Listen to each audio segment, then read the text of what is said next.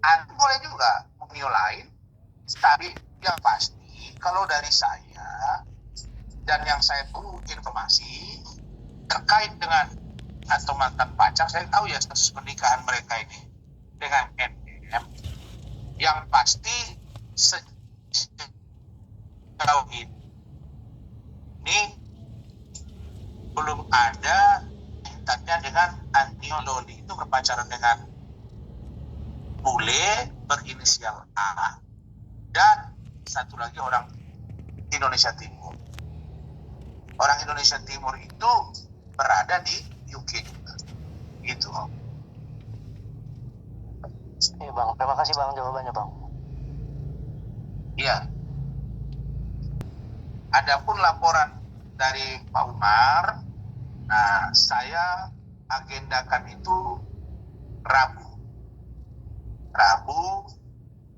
Pak Umar dengan saksinya Fadel dan Martin itu akan datang ke Polres untuk dimintai keterangan sebagai saksi dari pelapor Bapak Umar Bajide.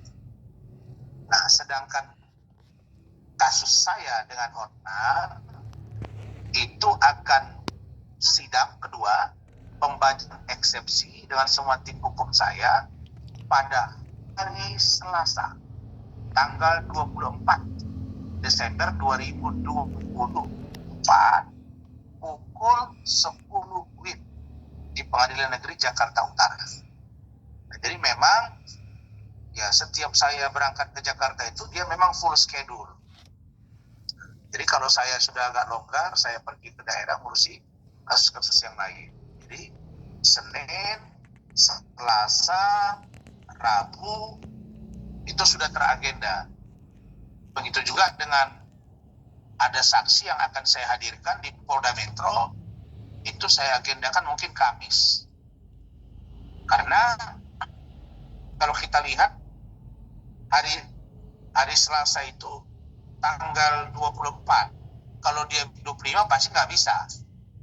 Itu masih 25, 26 itu kan libur nasional.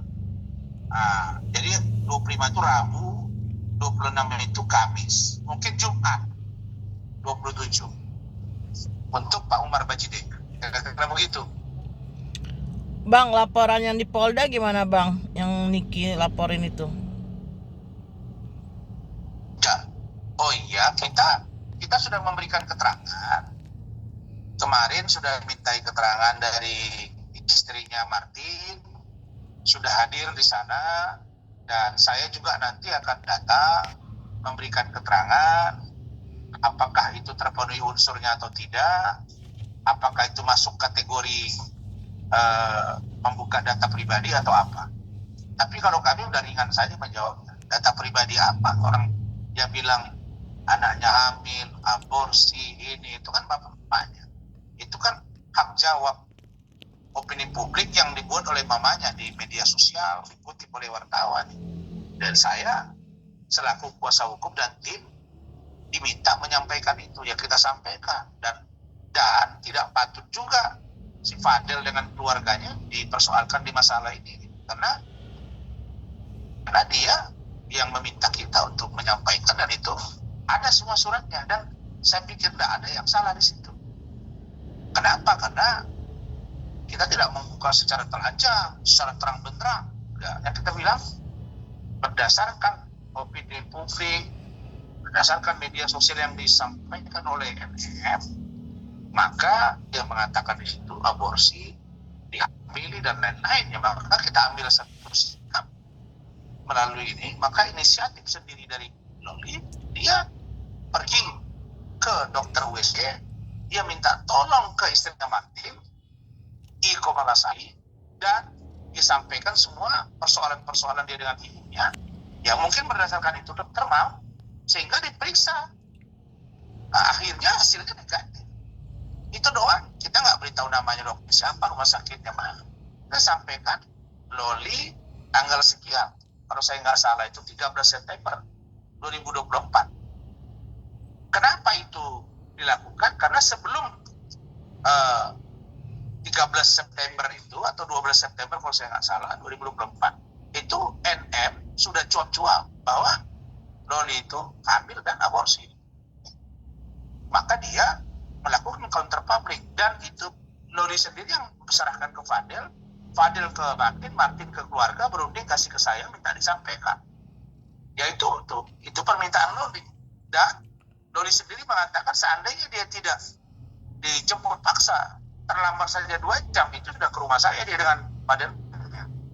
Begitu dia saking emosinya karena dia dituduh hamil dan aborsi. Nah, jadi kalau ada keterangan dari kuasa hukumnya mengatakan ini bukti keterangan yang sangat baik, sangat sempurna bahwa benar mereka pacaran. Nah, yang bilang tidak pacaran siapa? Dari awal saya sudah bilang mereka pacaran kok, dia mencintai. Nah, sekarang tunjukkan kepada saya, ada di dalam KUHP diatur nggak dilarang orang mencintai anak di bawah umur?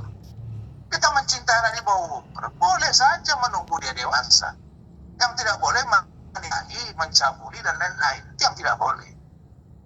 Banyak orang-orang anak-anak kawan saya mulai kecil dijodoh-jodohkan. Apa masalah? Jangan dibuat ribet gitu. Bang, Begitu. Istri Martin sendiri seperti apa Bang? Artinya semua harus keikutan gitu loh.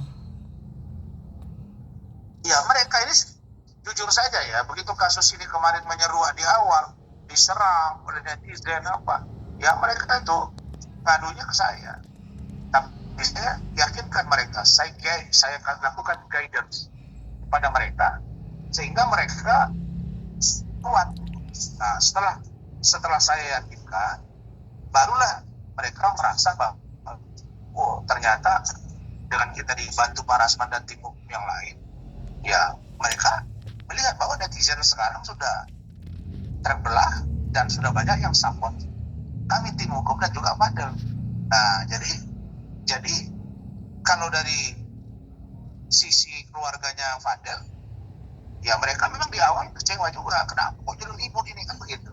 Saya bilang udah Pak, ini takdir yang harus Bapak jalani. Saya sampaikan kepada Pak Umar begitu.